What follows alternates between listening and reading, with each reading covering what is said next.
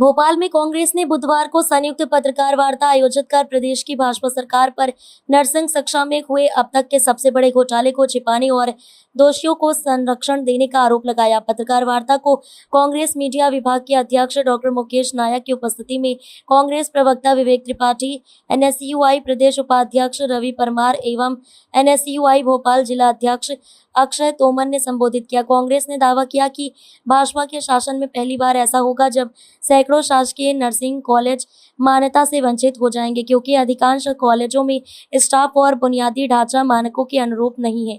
मध्य प्रदेश शासन के 16 अक्टूबर 2018 के राजपत्र अनुसार प्रत्येक नर्सिंग कॉलेज में अनिवार्य रूप से हमारे दिए हुए सुझाव, हमारी की गई शिकायतें, उन पर किसी प्रकार से कोई गंभीरता नहीं ले रही है। आज हम जो चिकित्सा शिक्षा के विषय में आपको बताना चाहते हैं, आपको पता होगा कि मध्य प्रदेश में शिक्षा विभाग में नर्सिंग का एक महाघोटाला हुआ, जिसके कारण पूरे देश भर में मध्य प्रदेश की छवि धूमिल हुई है। आज कहीं ना कहीं मध्य प्रदेश की शिक्षा व्यवस्था को लेकर देश में हमने अपनी विश्वसनीयता को खोया है। एक लंबे समय तक मध्य प्रदेश में शिक्षा का हब हुआ करता था, जहां अन्य राज्यों के बच्चे शिक्षा अर्जित करने आते थे। जब वो यहाँ पे शिक्षा अर्जित करने आते थे तो यहीं पे पढ़ते थे और फिर यहीं पे रोजगार उनको प्राप्त हो जाता था, जिससे कहीं ना कहीं मध्य प्रदेश की स्वास्थ्य व्यवस्था के लिए भी हमें एक अच्छा मेडिकल स्टाफ यहाँ पे प्राप्त होता था। परंतु आज यहाँ पे ये स्थिति है कि शिक्षा माफिया नहीं चाहता कि मध्य प्रदेश के शासकीय कॉलेजों में बच्चे अध्ययन करें, चूँकि वहाँ पे फीस कम होती है। अभी नर्सिंग कॉलेजों की मान्यता के लिए आवेदन किए गए हैं। मान्यताओं के लिए जो नियम होने चाहिए वो सरकार ने बनाए, और जब सरकार कोई नियम बनाती है तो उसका गंभीरता से पालन करने की पहली जिम्मेदारी शासकीय महाविद्यालय और विश्वविद्यालय की होनी चाहिए। हम ऐसा समझते हैं। जिस तरीके से आज शासकीय महाविद्यालय, नर्सिंग महाविद्यालयों के लिए आवेदन किया गया है, उसमें कुछ त्रुटियां हैं, जिसकी जांच हमारे एनएसयूआई के साथी रवि परमार और अक्षय तोमर जी ने की थी। वो त्रुटियां आज मैं आपके सामने रखना चाहता हूँ, आपके माध्यम से सरकार तक पहुँचाना चाहता हूँ। चूँकि ये बहुत ही गंभीर विषय है। एक शासकीय कॉलेज में जब एक नर्सिंग का छात्र पढ़ता है तो वहाँ अधिकतम 30 से 35 हज़ार रुपये फीस होती है। परंतु अगर उस शासकीय महाविद्यालय की मान्यता चली जाए तो मजबूरन इन छात्रों को प्राइवेट कॉलेज की ओर रुख करना पड़ेगा, जहाँ की फीस लगभग 70,000 रुपये से 1 लाख होती है, दुगनी, लगभग दुगनी। तो निश्चित ही ये गरीब बच्चा, उसके पास कोई मैं समझता हूँ रास्ता नहीं बचता, या तो वो शिक्षा को छोड़ देता है या नर्सिंग की जगह और कोई छोटे मोटे कोर्स करता है। जिस प्रकार से शिक्षा माफिया शासकीय महाविद्यालयों को, शासकीय विश्वविद्यालयों को खत्म करने का यहाँ पे कार्य कर रहा है और पूरी तरीके से भाजपा सरकार उसमें उनका सहयोग कर रही है, तो ये कहीं ना कहीं भाजपा सरकार की कथनी और करनी में अंतर दिखाता है।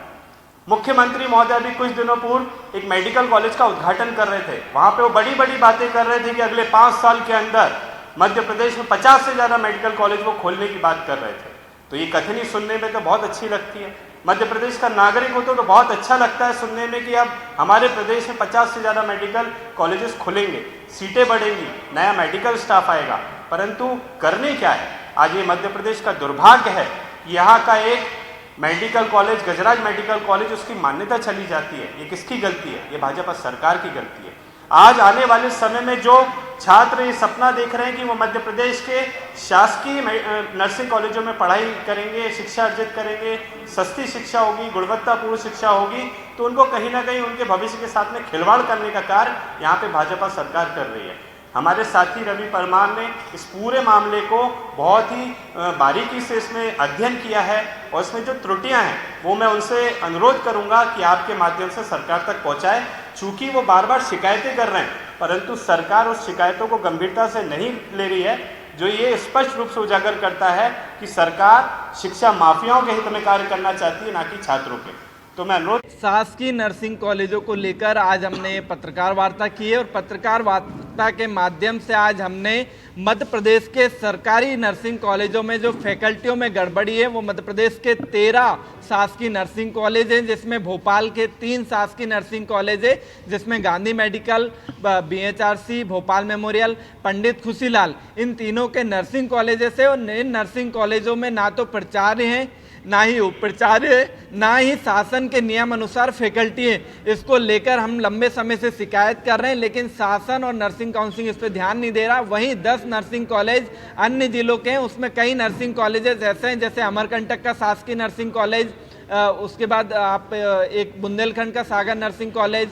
जबलपुर का शासकीय नर्सिंग कॉलेज, इन कॉलेजों में नियमानुसार फैकल्टी नहीं है, मात्र कुछ 4-5 कॉलेजेस ऐसे हैं जिनमें 1 और 2 फैकल्टी हैं। ऐसे में मध्य प्रदेश के लाखों छात्रों के भविष्य साथ खिलवाड़ किया जा रहा है। हमने इसमें मांग की है कि तत्काल इन पूरे कॉलेजों की मान्यता के आवेदन निरस्त किए जाएं और जो दोषी अधिकारी हैं जिन्होंने ये ऑनलाइन आवेदन करने में गड़बड़ियां की है और कॉलेजों में आज तक योग्य फैकल्टी नियुक्त नहीं किए, उन पर कार्रवाई की जाए। वहीं जिस तरह से मध्य प्रदेश में नर्सिंग घोटाला हुआ था, उसके सीबीआई द्वारा डिफिशिएंट जो कॉलेजेस बताए गए थे उनके लिए एक हाई लेवल कमेटी बनाई गई थी। उस कमेटी में रिटायर्ड आईएएस राधेश्याम जुलानिया को रखा गया था। उस कमेटी द्वारा पूरी तरह से गड़बड़ी की गई है। हमने शासन से मांग की है कि उस कमेटी की सूक्ष्म जांच की जाए, उसके पूरे एक एक दस्तावेजों की फॉरेंसिक जांच कराई जाए कि इनने किस आधार पर सुटेबल किया है, उसकी भी हमने मांग की है। और जल्दी इस पूरे मामले को लेकर हम माननीय उच्च न्यायालय में जाएंगे और पूरी तरह से मध्य प्रदेश में चल रहे 50% फर्जी नर्सिंग कॉलेज जिनमें फैकल्टियों में फर्जीवाड़ा हुआ, उसको भी हम आपके सामने लेकर आएंगे।